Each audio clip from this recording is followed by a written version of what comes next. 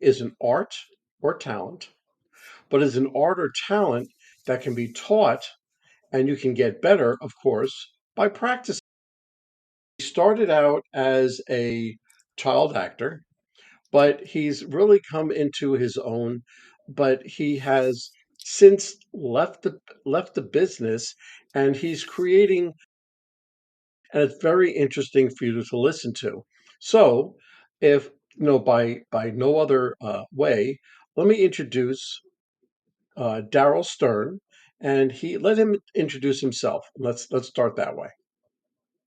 Well, super cool. If you're old enough to remember something called Schoolhouse Rock in the How about that? 70s and 80s, I was the voice of Scooter Computer on the first series of cartoons that let a little boy meet a computer and explain how a computer works. The ironic part of that is computers take input, they run the program, and they give you the output that you need. That was in 1983, and it's still true today, even with this new AI, where we've got to build the correct prompts to get the right output that we want. They still work the same.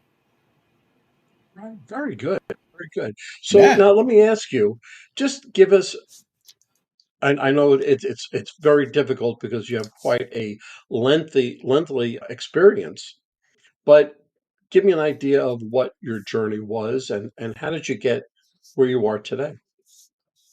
Sure. My dad was my first talent agent. I was Theo and Pippin when I was 7 years old. By age 9, I had an agent in New York City. So I'm living in New Jersey, 20 minutes out of New York City. So my dad would pick me up or my mom from junior high.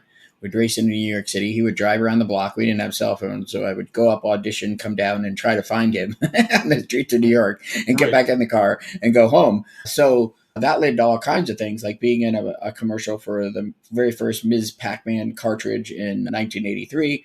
Of course, Scooter Computer, eventually being in the workshop for Smile, which is a Broadway show written by Marvin Hamlish. Now, you theater people know he's the guy who wrote the chorus line and other famous Broadway shows. Howard Ashman wrote Little Shop of Horrors, the book, in other words, the lyrics for it. And then I was in the show with him. In that play was Jody Benson, and he got recruited and eventually wrote The Little Mermaid, which in '89, when I graduated high school, it was on, of course, the movies, and Jody Benson was the voice of The Little Mermaid. I won the National Young Playwrights Festival. I went to college for theater, directing, acting, playwriting, all that. Got into stand up comedy in the '90s, and then threw it all away when I saw a floppy disk that said HTML. So we'll do that introduction that's up to like 1997 there, where I gave all that up to sit in front of a silly computer by myself all day. Yeah, you mentioned cartridge, and that should bring most of us way back because before the floppy disk and everything else, there were actual Mm. cartridges that went into the Atari system, and the Atari system, Yeah. of course, was the prelude to the Xbox and everything else. Uh, Yeah. Also the cartridges are the prelude for SSD, which is called solid state storage, where now you can buy 2 terabytes on something that doesn't have moving parts. So that's the of the cartridge that used to hold only like 2K. I'm going to nerd out on you for a second. So a disc that spins, but they would crash, and if you shook it or drop it, it would lose all the memory. And then finally they went back to the original model, which is make this a solid state unit, all electronics with the memory in it. So there you go. There's your nerdy that's great. explanation of I that. love it. I love it because I Yeah. am probably 10 years older than you are. So I understand all of that.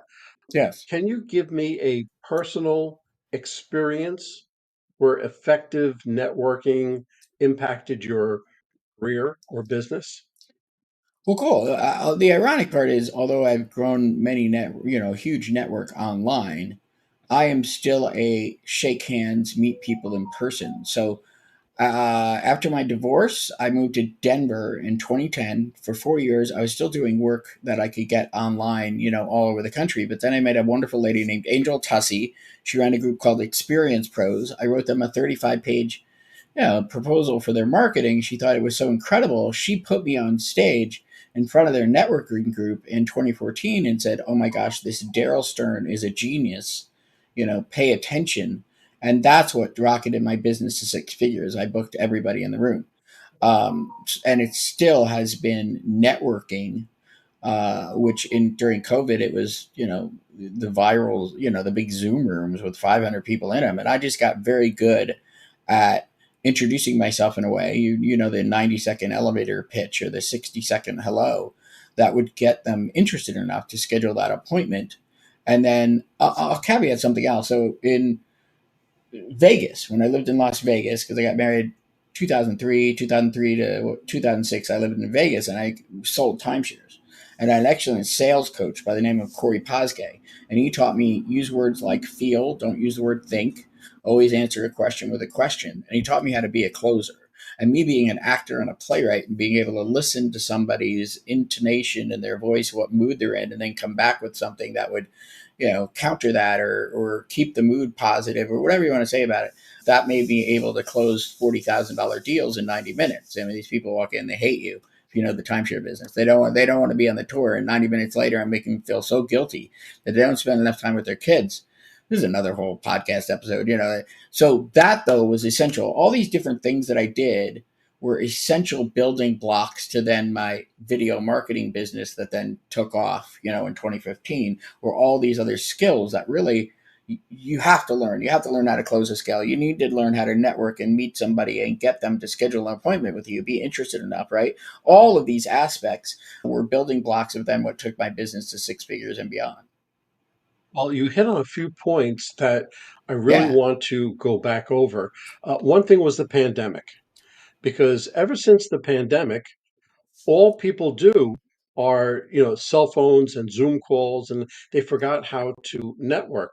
When I go on a stage and I do a breakout session or I do a work group, a workshop for a group, I always ask them who's 20, who's 30 something, and they raise their hands, everything else, and I say, okay, what I'm about to explain to you is Greek.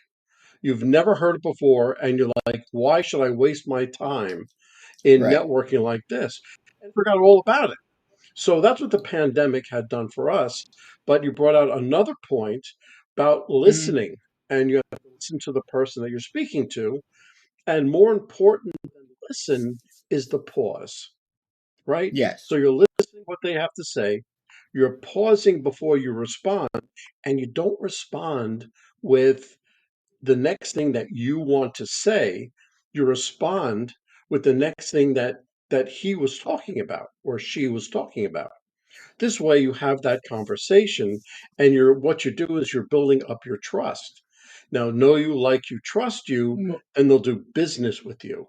So know correct, you. correct. Well, everybody Right, everybody knows you because you're a likable right, guy. Like right, you, not so much. That narrows the field. So know you, like right. you, and then trust you. That builds up that a little bit. Okay. So let me ask you a question. Yes. How about a personal experience of networking or communication, even public speaking, that Hmm. impacted your? Sure. First, I'm going to go back to what you were talking about. There are now kids that are building 2.5 million businesses on 2 years by going on LinkedIn and creating viral stories.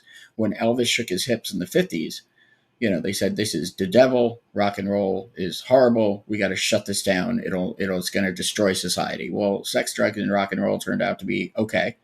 It didn't destroy us. We're still here, and we love that. All that kind of stuff. So now today, when people say, "Oh, they're taking selfies and they're using filters and they're doing this and they're doing that," we think, "Oh my God, this is the devil again. It's the end of the world." This is just the next generation, and they're doing just fine without us and our instruction. So yes, obviously, people still need to be able to communicate with each other and talk to each other face to face and do all these things. But on the flip side, those of us that are in the old generation, if we don't catch on to what's going on in terms of creating social proof, which is creating the illusion online that I am talking to you in person, it's an illusion.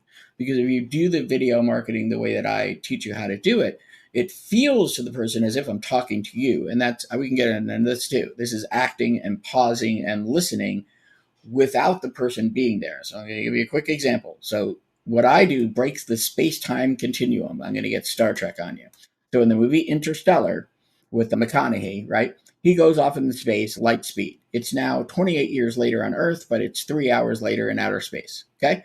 His daughter, who he left at 7 years old, that's now 28 years old, sent him a video message through outer space. She's crying. This is her father. His father's been gone now 20 years, right? He gets the message. She's in tears. He's in tears. Now, they're not talking face to face. She recorded the video here, beamed it through outer space, and now he's receiving it. But she's being so personal, talking to her father and telling him, catching him up on the 20 years of her life that she misses him, that he starts crying. That's where I come in and take what you're talking about, the experience of having a personal conversation in person and creating the illusion of it through acting in theater. You can't do it without we're going to talk about this too, what I threw away, which is acting in theater and playwriting and all this kind of skills that I've had since I was 3 years old, and bringing that back into my business and realize that's how we do this. So we create the illusion and make people feel the same way with the know, like, and trust that we would as if we went to coffee with you every BNI meeting or whatever you want to call it for months and months to get to know, like, and trust you. So it's not throw one out and do the other. It's all of it. There's not one thing that's more important than the other. Everything that you teach is essential. However, don't throw away or put down, hey, these kids don't talk on the phone. They don't. Believe me, they're so fast at growing networks and communicating. They have Discord boards now and Telegram beaming out, and a young person will have 35,000 people paying attention to them. It's nuts without having to travel a single mile. So we've got to take a look at that too, us in the older generation, if we want to keep up. And here's why. So yes, I would meet you in person, let's say in 1985. I would get to know you. I like you. I trust you. So I would work with you. But today, if I did that and I don't like and trust you, I'm also going to Google you. And I'm going to see if everything you're saying is legit. And if you have any materials, reviews, Google reviews, followers, internet, networks, or whatever, to see if you're for real or if you're kind of just some charlatan who just, is pretending to be somebody that you're not. And that's social proof. So we've got to catch up to them. And yes, it's true that they've got to have some of the skills that maybe us old timers, right, need to teach them as well. That's so true. I'm thinking about my son who's on Discord like every night, and he has 3 screens, 4 screens, whatever. He's playing his video games online with all of his Yep. friends while paying attention to the Discord and certain text message. He's doing all this at the same time. Yep. And, that's how he's networking without him realizing he's networking. Stand-up comedy into my public speaking. I'm going to mix the two together. I'm going to mix what I threw away, what I haven't done in 20 something years, and I can do the whole act. I have memorized, from 25 years ago. No, 1996. I don't even know how long ago that was, till now, almost 30 years ago, right? Yeah. So I did that, and all of a sudden it was fantastic, right? All of a sudden people are laughing. They're coming over to me. They just love it. They understood and got my character and all that. So one of the big things that I preach, and I think that we do still, is now I'm business version of me. I'm business version. And I'm not going to talk about, what I do for a living or I'm not that, but like how many kids I have or, that my mom had cancer 20 years ago or any of these other things. That's a problem when we talk about social networking, social media. Social comes from a word SOCII, meaning alliance, because there was a city-state in ancient Greece, ancient Rome. I'm not that smart. I just typed this into Wikipedia. Like that's all I did, right? And it means creating alliances because they were fighting the Trojans and the Spartans, and 2 city-states made an alliance. So that became the word social, which means alliance. So if I'm creating an alliance, these people in your network are not necessarily your customers, but they're your allies. They're your fans. They're your cheerleaders. They're your emotional support when you don't feel so well. So then if you really understand that, you say, well, what social stories would I tell? If you're meeting with somebody, maybe they're a potential client or a friend, it doesn't matter. Like, what are you going to do every week? If you met them every week, you're going to tell them a different story, right? You can say, oh my God, have you heard this one about my grandpa and the truck that broke down? Oh my God, it's a great story. It's those kind of grandpa stories, right? Grandpa's always got great stories. That is social media.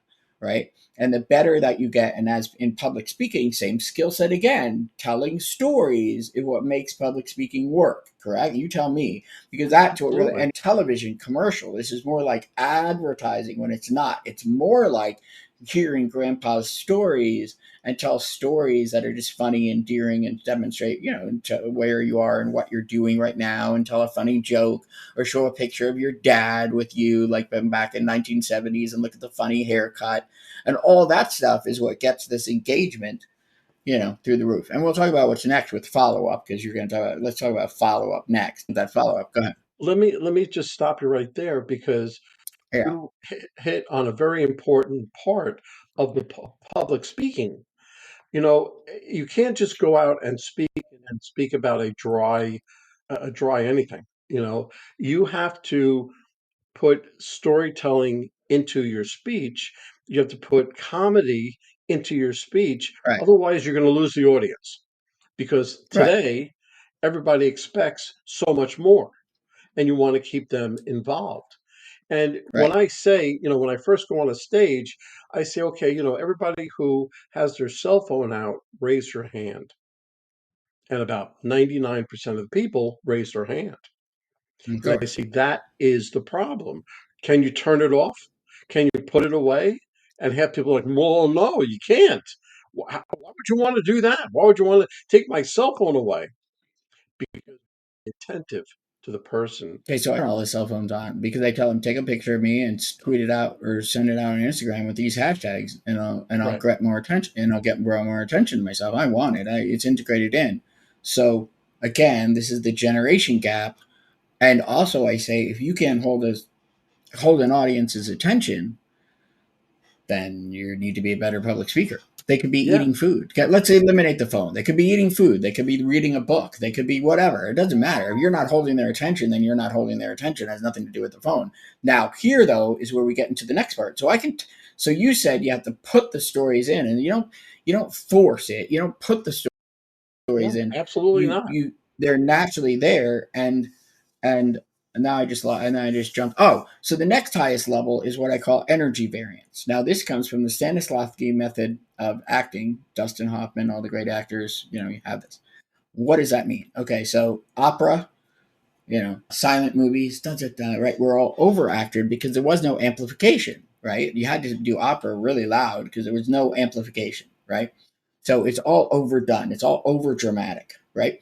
Then the Russians, who had been through wars and bloodshed and horrors and that we can't speak of, this woman by the name of Stanislavski created this method of dramatic acting, and they started writing dramatic theater. Right, this was reality now.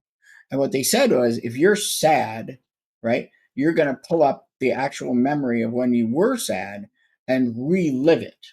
And here's what the problem is with some public speaking and the storytelling, where you say, well, I have stories in it. So why isn't anybody talking to me? Because you're not reliving the story. You're really excited on stage because you are actually really learning how to put yourself in the mode of acting, which is not fake. A lot of people think, oh, acting, that's fake. It's not fake. It's being more authentic. It's actually having you feel the emotion that you're talking about when you're expressing it.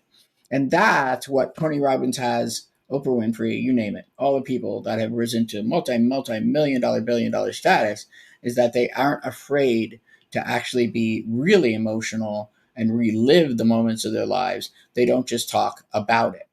And the same thing goes on the social media. A lot of people still, PowerPoint presentation today, I'm going to explain the 3 steps to this. Not interesting, not interested in it. You lost me in 3 seconds into the presentation. I'm going to go pick up my phone and read a book, right? So all the things you're saying are spot on. I just caution when you say, well, oh, but the phone, is bad. I say, no, the phone is great. You're not going to take it away. It would be like saying when television came out, right? And then let's say they were all watching television or whatever, and you're trying to get the attention in the room, and you say, oh, everybody turn off the televisions. They're not.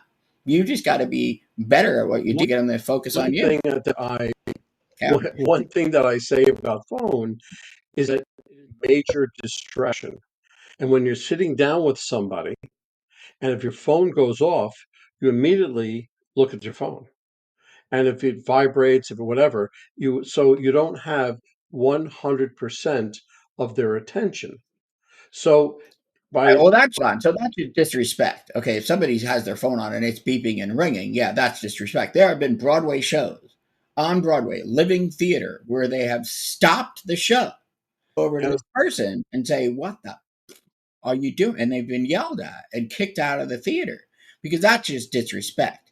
So yeah, it can be on silent. You can be taking pictures and putting them on Instagram, all those kind of things where nobody's, they know it's not a disturbance to anyone. But I mean, that's just like they have it at the movie theater now, right? Silence your phone. Somebody's in front of you and they got the phone is bright and it distracts from the movie because of the light and all that kind of stuff. I'm trying to bring this all around. So Yeah. let me ask you a question. What essential tip would you give somebody that's looking to improve their networking or sales skills? Take an acting class, take a theater class, take a playwriting class, take a comedy class, join an improv comedy group. We are in a world of media, video media performance. If you aren't seen and nobody gets to know, like, and trust you, you won't attract the attention that you want. And of course, public speaking and join a Toastmasters and learn how to tell a really good story and all the other skills. This is now a performance driven media based on your ability to be more of an actor and a public speaker. It has nothing to do with the technology. This is the thing people ask all the time, right? Well, how does LinkedIn work? How do you click and you post? That's how it works. Click, post to what you're talking about, right? When you get down to it and you're going to sell, right? Either in person or in a Zoom or anything like that. Now we go into listening, generous listening, which is just let them tell their whole story. Don't say anything or go, yeah, yeah, and just let them Interaction. flood. They all, especially in digital marketing. My God, do they have horror stories of all the ways they've been ripped off before, and the whole thing, and where their website was before, and how it crashed, and oh my God, and and all this kind of thing. The funniest one that I know is when people say, "Well, we have videos. We're on YouTube." And they're proud of that. I have a podcast. And then I just turn to them and say, okay, how much money did that make you? Do you know the total of that? Well, I have a podcast. Well, how much money is it making you? And then they can't answer that because they're doing it because they heard that they need it. And somebody who's a really good salesman, you know, sold them on they need this now, they need that now. And that's a big thing.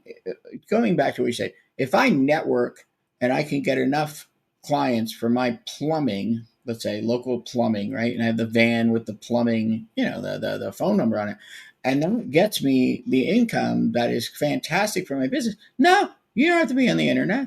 You don't have to be on the internet. You can be a public speaker and just teach workshops like you're doing. You don't have to be on the internet.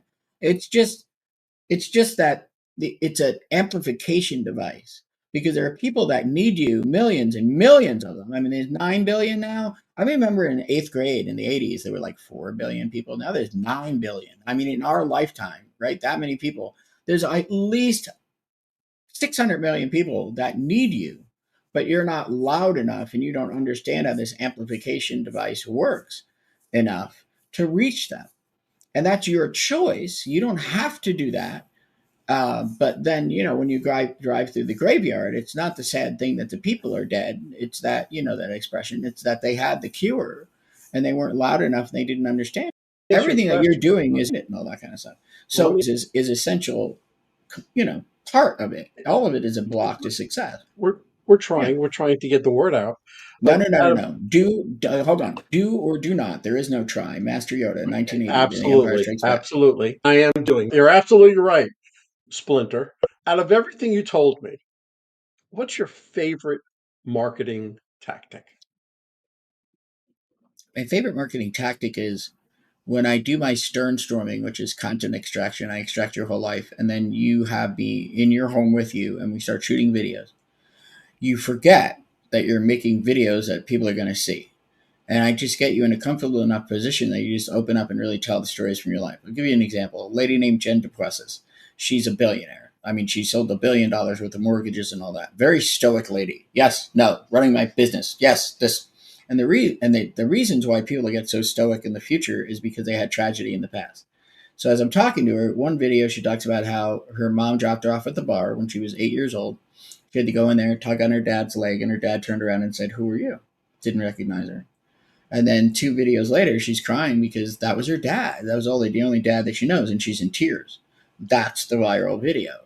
It's the bearing of your humanity because we all have tragedy. We all have had to overcome a lot in this life. And it's the stopping, just saying, "Look at me with the Queen of England, and I paid for this certificate. I'm so important." And instead, doing this humanity story, which is, showing the real pain that you've been through. The Right. implication in that is we've seen your other videos. We know how successful you are, but all of a sudden you become approachable. And I think this is important in networking and public speaking too. If you're so advanced, they'll think, "Wow, he's awesome, but I'm not worthy of that." Right? So you have to bear your humanity too in this kind of thing. And that's why it's social and you tell real stories from your life that not aren't all, "Look at me and how great I am." All right. So let me ask you a question. Let me starting to close things up. Give me one takeaway from everything that we spoke about that my audience can use today. Um, the hottest thing in the world right now is 1 minute reels, which are vertical videos. They Right. can work as your YouTube shorts. LinkedIn now has a TikTok function where you can see the 1 minute things. And in those, you've got a bum headline, bam in, give a really powerful tip that really has value, and that can create massive amounts of exposure fast. One of the ones that I did recently has a half a million impressions on LinkedIn. A half a million people saw Daryl Stern in that hour or that day, and that's incredible. It's just a method of vernacular. In other words, what format then goes in that 1 minute thing that will make it do what we want it to do, which is bring massive amounts of exposure. For you, it's networking tips. I wouldn't put down the phone.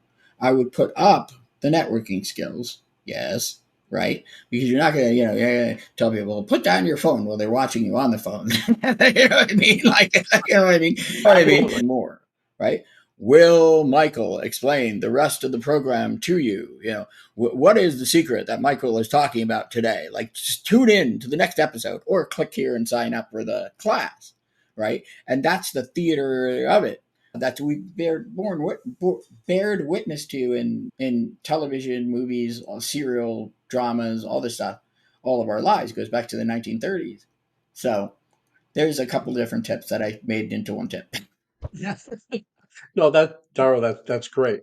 Listen, if anybody wants to get hold of you and wants some of your services or just wants to learn all about Darrell, where would they go?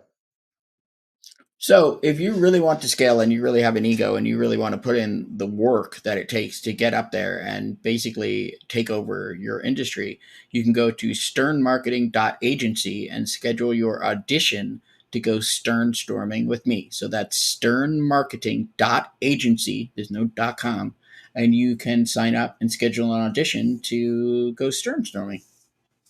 That's great. Darrell, I can't thank you enough.